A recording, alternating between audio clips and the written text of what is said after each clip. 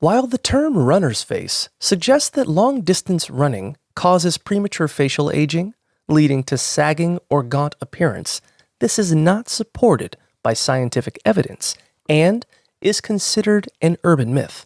In fact, exercise like running can improve circulation and boost collagen, potentially fighting skin aging.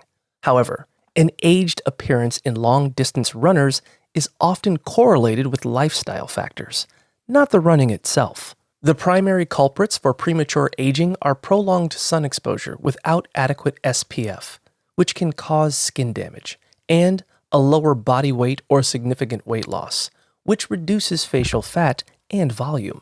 Additionally, these changes can simply be the natural process of aging.